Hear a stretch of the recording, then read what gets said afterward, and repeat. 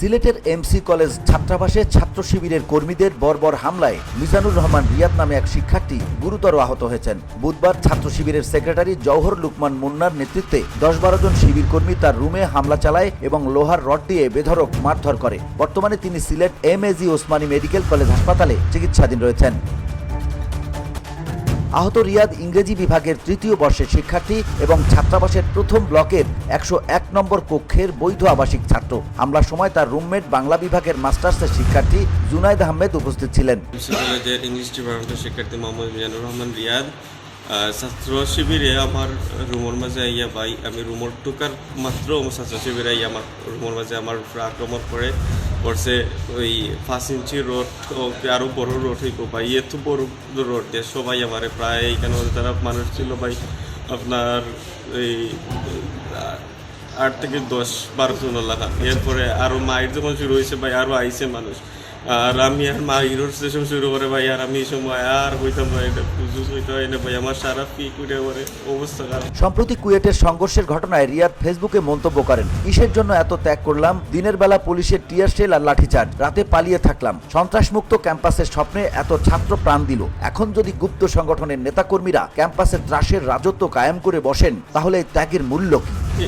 MC college ক্যাম্পাসের ছাত্র শিবিরের নেতাকর্মী আপনারা আমার মারছে, নাজমুল, সাদমান, আপনার ইসমাইল আরো আছে, তারা ও ক্যাম্পাসেরও শিক্ষার্থী, যে ও ক্যাম্পাসের তারা শিক্ষার্থী, আর সবাই লোক আমার জুনিয়র ভাই, বেশিরভাগ তারা শিবির করে, যে সব জুনিয়র আমার তারা শিবির করে। এই মন্তব্য ছাত্র শিবিরের নজরে আসার পর প্রতিশোধ নিতে তার উপর নির্মম হামলা চালানো হয় বলে অভিযোগ। ফেসবুকের কমেন্ট মাঝে কেমন করছে যে আগর এরা আর বর্তমান এরার মাঝে কোনো তফাৎ নাই, বুঝছেন না ভাই?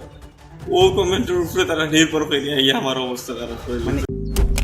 মালয়েশিয়ান প্রযুক্তিতে তৈরি অত্যাধুনিক cleaning machine modern vacuum cleaner যে কোনো ধরনের ধুলো ময়লাকে পরিষ্কার করে ঘরকে করে তুলুন চকচকে ও আকর্ষণীয়। Modem, brand of luxury. রাতের খাবার শেষে ঘুমানোর প্রস্তুতি নেওয়ার সময় রিয়াদের রুমের দরজায় প্রচন্ড আঘাতের শব্দ হয়। দরজা খুলে দিতেই ছাত্র শিবিরের কর্মীরা রুমে ঢুকে তাকে লাথি মেরে বিছানা থেকে ফেলে দেয়। এরপর প্রশ্ন করা হয়, কুয়েটের ঘটনায় তুই শিবিরকে নিয়ে কি লিখেছিস? কোনো উত্তর না দিয়েই তাকে চট থাপ্পড় লাথি ঘুষি মারা হয়। পাশের রুম থেকে নাজমুল ও সালমান লোহার রড দিয়ে এসে রিয়াদকে পেটানো শুরু করে। তার রুমমেট জুনায়েদ বাধা দিতে গেলে তাকেও মারধর করে রুমের বাইরে বের করে দেওয়া হয়। এরপর দরজা বন্ধ করে রিয়াদকে নির্মমভাবে প্রহার করা হয়। অভিযোগ ওঠে, এক পর্যায়ে শিবির কর্মী আদনান বলে, তুই পরে যে অপবাদ দিবি আগেই সেটি করে নেই। এই বলে ধারালো অস্ত্র দিয়ে রিয়াদের পায়ের রগ কাটার চেষ্টা করে।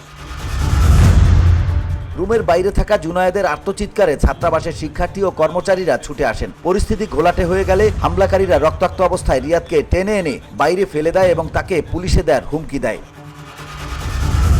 তখন শিবির সেক্রেটারি মুন্না বলে, সেও আন্দোলনে সক্রিয় ছিল, পুলিশে দেওয়ার দরকার নেই, মার যা হওয়ার হয়েছে যথেষ্ট, আর যাতে ছাত্রাবাসে উঠতে না পারে। হামলাকারীরা ছাত্রাবাস ত্যাগের সময় 101 নম্বর রুমে তালা লাগিয়ে রিয়াদ ও জুনায়েদের মোবাইল ফোন ও মানিব্যাগ কেড়ে নিয়ে চলে যায়। হাসপাতালে চিকিৎসাধীন রিয়াদের মাথা, পিঠ ও ডান পায়ে মারাত্মক জখম হয়। এখন পর্যন্ত থানায় কোনো মামলা দায়ের হয়নি। শিক্ষার্থীদের পক্ষ থেকে অভিযুক্তদের বিরুদ্ধে দ্রুত ব্যবস্থা নেওয়ার দাবি জানানো হয়েছে।